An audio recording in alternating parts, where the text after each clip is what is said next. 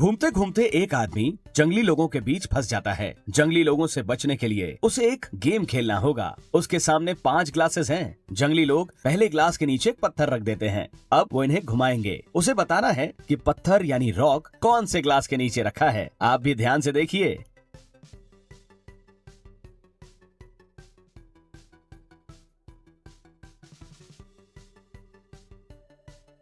जंगली लोग फिर उस आदमी से पूछते हैं, बताओ पत्थर कौन से ग्लास के नीचे है। तो आदमी बोलता है डी। अब आप बताइए कि क्या वो आदमी उन जंगली लोगों से बच पाएगा कि नहीं बच पाएगा। मुझे अपना आंसर कमेंट करके बताइए। आप चाहें तो रिपीट भी कर सकते हैं। इस वीडियो में टोटल 15 पहेलियां हैं, तो आप जितनी पहेलियों का सही जवाब दे पाओगे आपके उतने पॉइंट्स होंगे। अगर 5 पहेलियों का सही जवाब दोगे तो आपके होंगे 5 पॉइंट्स। वीडियो के एंड में कमेंट करके बताइएगा अपने पॉइंट्स। देखते हैं किसके ज्यादा पॉइंट्स होते हैं। और हाँ, इस वीडियो के एंड में जो पहेली है वहाँ काफी लोग फंसते हैं, इसलिए उसे जरूर देखिएगा। आपको एक तांत्रिक किडनैप करके एक जादुई घर में कैद कर देता है। हालांकि आप सामने दिख रहे 4 दरवाजे में से किसी एक दरवाजे से बाहर निकल सकते हैं। पहले दरवाजे के पीछे बहुत ज्यादा ठंड है। अगर आप इस दरवाजे से जाएंगे तो आप कुछ ही सेकंड्स में बर्फ बन जाएंगे। दूसरे दरवाजे के पीछे सूरज इतना तेज है कि वहाँ से गुजर रही कोई भी चीज तुरंत राख में बदल जाएगी। तीसरे दरवाजे के पीछे एक नदी है जिसमें भूखे एलिगेटर्स और क्रोकोडाइल्स यानी मगरमच्छ भरे पड़े हैं। चौथे और आखिरी दरवाजे के पीछे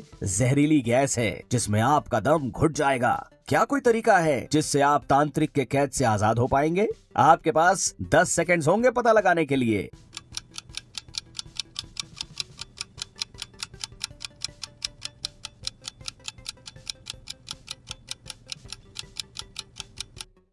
कॉमन सेंस लगाना था। शाम का इंतजार करो और जब सूरज ढल जाए तो दूसरे दरवाजे से निकल लो। क्या आपका जवाब भी यही था? इस पहेली में मेरे शब्दों पर ध्यान दीजिएगा, वरना आप फंस जाओगे। आप घूमते घूमते गुफा में फंस गए हैं। आपके सामने गुफा से बाहर निकलने के 2 दरवाजे होते हैं। पहले दरवाजे के पीछे गर्म लावा की नदी है। अगर आप उसमें गए तो आप ऑफ कोर्स जलकर मर जाएंगे। दूसरे दरवाजे के पीछे -30 डिग्री के ठंडे पानी की नदी है। इस दरवाजे से अगर आप तैर कर गए तो आप पानी में बर्फ बन जाएंगे और आपकी मौत हो जाएगी। आपके पास कोई सामान नहीं है और आप अकेले हैं। बताइए कि आप कौन सा दरवाजा चुनेंगे गुफा से बाहर आने के लिए। और जैसा कि मैंने बताया, मेरे शब्दों पर ध्यान जरूर दीजिएगा, वरना यहाँ आपका पॉइंट नहीं बढ़ेगा। स्टार्ट।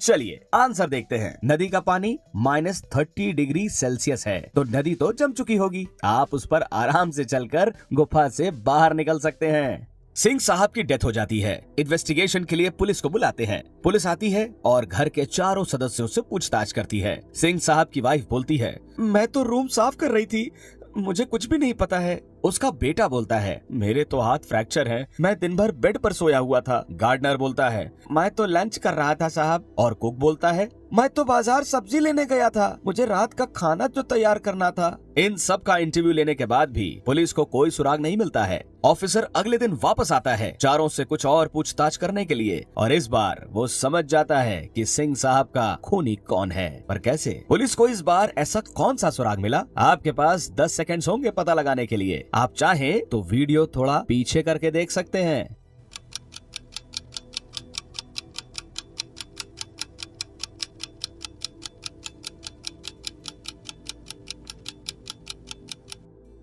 खूनी सिंह साहब का बेटा है। जब पहले दिन ऑफिसर आया तो इसका राइट हैंड फ्रैक्चर्ड था, लेकिन दूसरे दिन इसने पट्टी लेफ्ट हैंड में लगाई हुई थी, यानी ये बस नाटक कर रहा था। खून इसी ने किया है। क्यों? था ना मजेदार? पुलिस ऑफिसर विपुल बहुत ही घमंडी था। एक दिन उसका मर्डर हो जाता है। डिटेक्टिव क्राइम सीन पर पहुंच जाता है। उसे विपुल के पॉकेट से एक पर्ची मिलती है जिसमें ये लिखा था, डिटेक्टिव को 3 लोगों पर शक जाता है। साफ सफाई करने वाला राज, जेल का कैदी अमित और दूसरा पुलिस वाला तेज।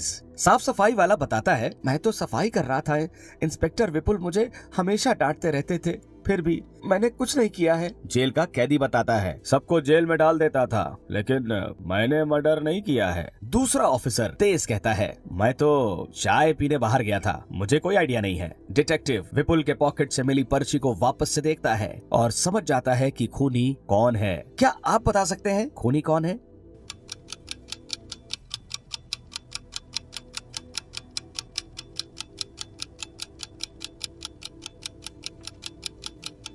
खूनी साफ सफाई करने वाला राज है। विपुल के पॉकेट से जो पर्ची मिली उसमें लिखे अल्फाबेट में -1 कर दीजिए। एस से पहले आर आता है, बी के पहले ए आता है और के पहले जे आता है, यानी राज डिटेक्टिव के हाथों पकड़ा जाता है। दुकान से जैसे ही मालिक बाहर जाता है वैसे ही एक कस्टमर काउंटर पर रखे 500 रुपए चुरा लेता है। कुछ देर में जब दुकानदार वापस आता है तो कस्टमर वही 500 रुपए देकर दुकानदार से 350 रुपए का सामान खरीदता है और दुकानदार उसे उसके सामान के साथ बाकी के 150 रुपए भी वापस देता है। दिमाग लगाइए और बताइए कि दुकानदार का टोटल कितने रुपए का नुकसान हो गया। आंसर देखने से पहले अपने आंसर कमेंट करके बताइए।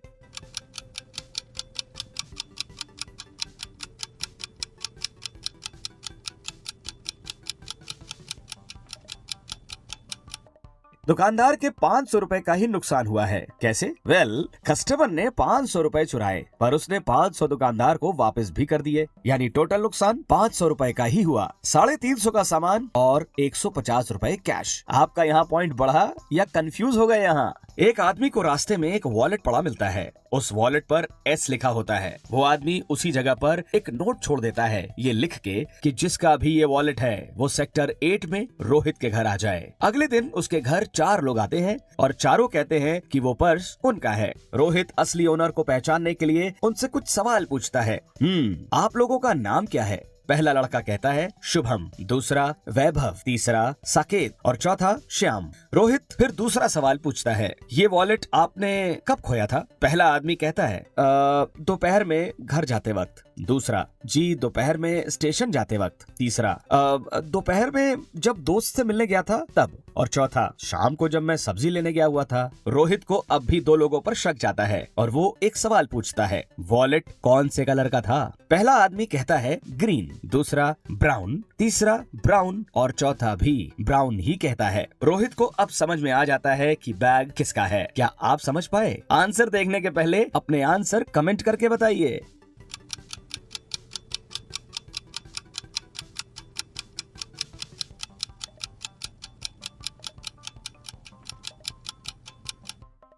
काफी सारे लोग अभी तक सोच रहे होंगे वो वॉलेट तीसरे बंदे का था। वॉलेट पर एस लिखा था तो वो वैभव का तो हो नहीं सकता क्योंकि उसका नाम वी से शुरू होता है। रोहित को वॉलेट दिन में मिला था तो फिर ये शाम को कैसे हो सकता है? यानी ये बैग चौथे बंदे का भी नहीं है और वॉलेट का कलर ब्राउन है, ग्रीन नहीं। तो पहला बंदा भी झूठ बोल रहा था। बैग का असली ओनर है तीसरा बंदा यानी साकेत। क्या आप ये सोच पाए थे? पुलिस एक डाकू का पीछा कर रही थी, लेकिन तभी अचानक से पुलिस की कार और डाकू की कार रेतीले टीलों में यानी सैंड हिल्स में फंस जाती है। डाकू कार से निकलता है और सामने वाले गांव की तरफ भागता है और गायब हो जाता है। जब तक पुलिस वहां पहुंचकर देखती है तो उन्हें समझ नहीं आता कि डाकू कौन से घर में जाकर छुप गया है। क्या आप ध्यान से देखकर बता सकते हैं कि डाकू कौन से घर में छुपा होगा? आंसर देखने से पहले अपने आंसर कमेंट करके बताइए।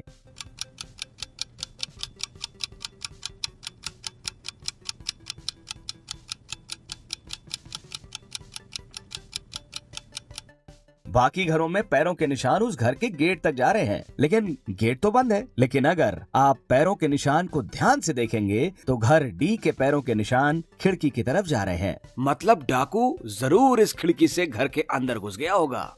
एक ट्रक, एक घुड़सवार और एक मोटरसाइकिलिस्ट एक साथ सिग्नल ग्रीन होने के इंतजार कर रहे होते हैं। अचानक से ट्रक ड्राइवर ने ट्रक का हॉर्न बजाया। जोर की आवाज सुनकर बगल में खड़ा घोड़ा डर गया और उसने अपने बगल में खड़े मोटरसाइकिलिस्ट के कान काट लिए। तेज दर्द के कारण मोटरसाइकिलिस्ट गलती से बिना सिग्नल ग्रीन हुए बाइक को आगे बढ़ा देता है, जिससे एक एक्सीडेंट हो जाता है। सिचुएशन को अच्छे से एनालाइज करिए और बताइए कि पुलिस किसे पकड़ेगी। आपके पास 10 सेकंड्स हैं, अपने आंसर कमेंट करके बताइए।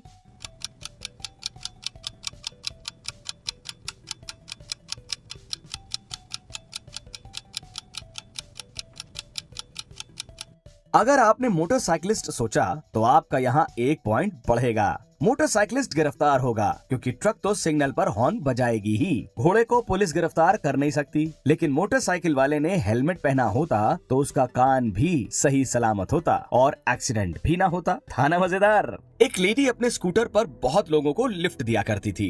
एक दिन ऐसे ही उसने किसी को लिफ्ट दिया और उस दिन उसकी मौत हो गई। डिटेक्टिव आशीष तुरंत वहां पहुंच जाता है, सीन को देखता है और समझ जाता है कि यह मर्डर नहीं एक्सीडेंट है। पर कैसे? डिटेक्टिव को ऐसा क्यों लगता है कि यह मर्डर नहीं एक एक्सीडेंट है? इसका हिंट वीडियो में ही है, तो आप चाहें तो वीडियो को पीछे करके देख सकते हैं। आंसर देखने के पहले अपना आंसर कमेंट करके बताइए।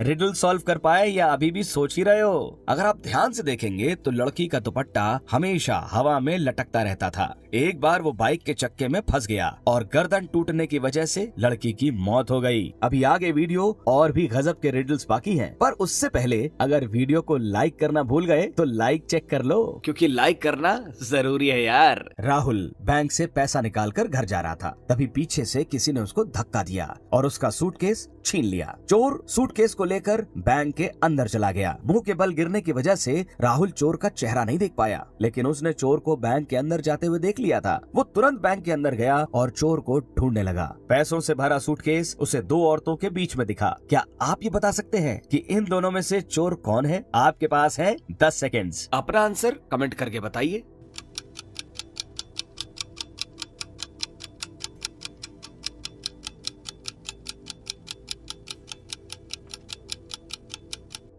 पता लगा पाए?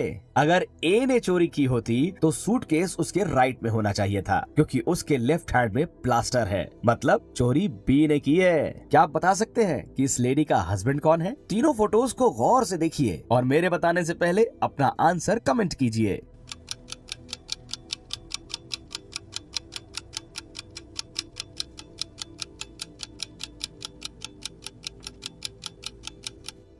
अगर आप ध्यान से देखेंगे तो लड़की के हाथ में जो ब्रेसलेट है वैसे सेम डिजाइन का नेकलेस इस आदमी ने पहन रखा है, तो यही है इस लेडी का हस्बैंड। सौम्या पुलिस स्टेशन जाकर अपने बेशकीमती नेकलेस की चोरी की कंप्लेंट दर्ज करवाती है। सौम्या काफी गुस्से में थी। पुलिस जब उसके घर पर आई तो उन्हें चोर के अंदर घुसने का कोई सबूत नहीं मिला। न कोई ताला टूटा था और न कोई गेट टूटा हुआ था, सिर्फ एक खिड़की का कांच टूटा था। रूम का सारा सामान पूरी तरह बिखरा पड़ा था और जमीन पर पैरों के निशान भी थे। अगले दिन सौम्या को पुलिस गिरफ्तार कर लेती है, फ्रॉड यानी झूठे केस को फाइल करने के इल्जाम में। पर क्यों? पुलिस ने ऐसा क्या देख लिया? रिडल को फिर से देखिए और आंसर बताने के पहले अपना आंसर कमेंट करके बताइए। स्टार्ट।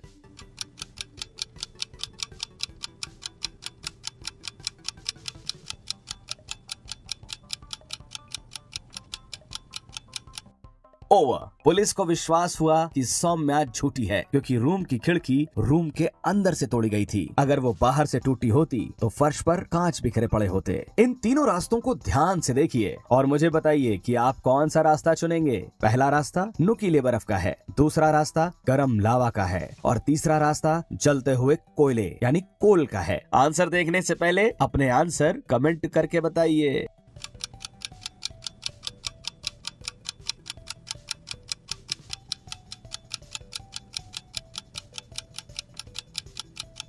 यहाँ काफी लोगों का पॉइंट बढ़ा होगा, क्योंकि ये इजी था शायद। नुकीले बर्फ से जा नहीं सकते, गरम लावा से भी नहीं जा सकते, नहीं तो पैर जल जाएंगे, यानी सही आंसर होगा गरम कोयला। पैर को पानी से गीला करके कोयले पर चलेंगे तो पानी भाप बन जाएगा और भाप आपके पैर को कोयले के बीच में कुछ देर के लिए इंसुलेटिंग लेयर बना देगा, यानी आपका पैर नहीं जलेगा। ओके, तो ये है आखिरी रिडल और इसका जवाब मैं अभी बताऊंगा भी नहीं। हाँ, तो ये काफी आसान, लेकिन फिर भी काफी सारे लोग यहाँ फंसते हैं। इसका जवाब आप बताओ नीचे कमेंट में। देखते हैं। रिडल ये है कि पहाड़ के किनारे से आपके मम्मी और पापा दोनों गिर रहे हैं और आप पहाड़ के ऊपर हैं। ऐसी सिचुएशन में आप क्या करेंगे? सोच समझ के आंसर देना। देखते हैं किसका जवाब कितना इंटरेस्टिंग होता है। वीडियो को लाइक नहीं किया तो वीडियो को लाइक कर देना और वीडियो में कितने पॉइंट्स हुए कमेंट में बताना और रिडल्स के लिए यहाँ क्लिक करना।